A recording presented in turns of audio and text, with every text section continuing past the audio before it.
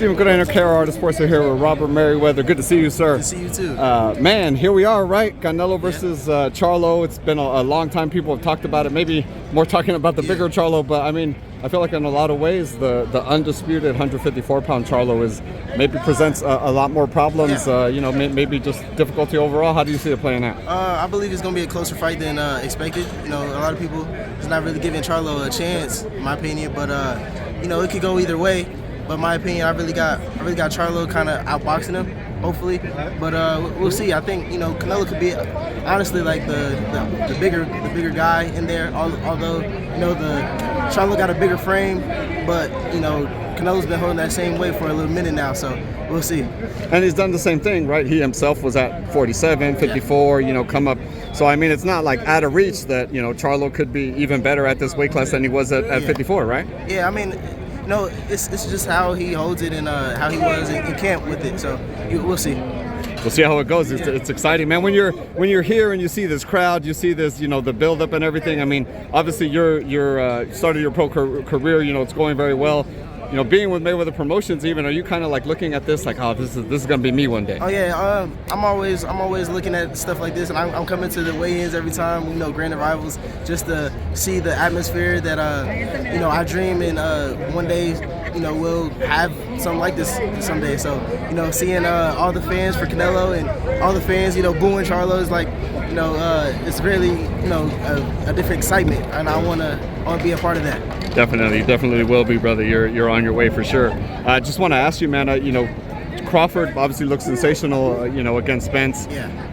They're talking about a rematch clause. It sounds like it's gonna. Well, Crawford says it's up to him, and he wants it at 47, right? Yeah. But it sounds like Spence clearly wants it at 54. If it were at 154 pounds, does the fight look different? At 154, I feel like Spence will come in a little bit more hydrated. Honestly, I went to the fight, so seeing from first round all the way through round 9, I could tell he was a little drained. But just how Crawford came out, I don't know if it would be a different outcome or different winner. But 154, I think it would be a really more competitive fight. Definitely, and I mean that saying that Crawford's been talking a lot about the winner of this fight, specifically Canelo. I mean, that's 21 pounds, right? That's like 3 divisions. I mean, it's a huge feat, but after the performance, kind of knowing that Crawford is, I mean, is that realistic, do you think? Can he do it? I mean, you can do anything you put your mind to, honestly. Boxing is all about skill, and Crawford has that skill, and right now he's the pound for pound number 1 in my opinion. So, even though I had Spence that fight, and I just felt like Spence would come out different, but Crawford really showed a different animal and a different beast behind him. So it's hard to go against him, even if he goes up 21 pounds to fight Canelo or even a Charlo at 160 or 168.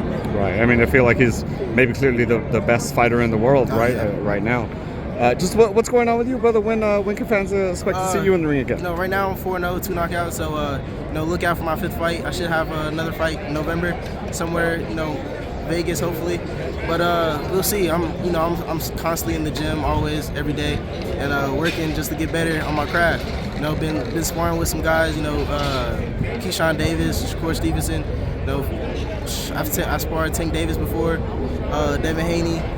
Guys like that. So I'm always working on my craft, trying to perfect my craft and become greater. So I'm just waiting for my next call up, and I'm always ready.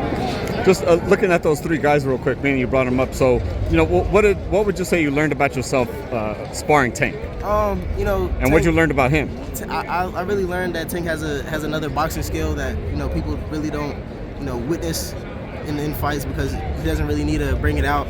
But he did kind of box with Ryan trying to come in a lot, and he was still showing his boxing skill. But he still hasn't even showed his full potential on boxing skill. So he's definitely like a faster guy than people expect, and he has more IQ than people expect too.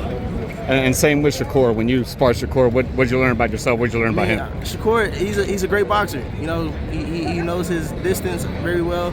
He's really good with his jab. So with him, it's a little different with Tank and even with Devin. And lastly, Devin, man, what's Devin kind of bring special to the table in there? Devin has a great jab. You know, he's always had that great jab, and even though he didn't really show it in the Loma fight, but you know, if he would have brought it out a little bit more, it would have been an easier fight for him. But you know, he has a great jab, and he sticks to it. We just got to see them in the ring, right? We got to see how it plays out with all those guys in the ring. Then 3 is a you know, that's a triple crown right there. Yes, sir. Yes, sir. Robert, thank you so much for your time, man. Tell the fans where they can follow you. Oh, you can follow me on Instagram at King Robert with 3 I's. That's King Robert III. And yeah, everything's on there. You can even follow me on Twitter at Big King Robert. There it is, the King. Yes, Thank sir. you so much, sir. Appreciate you.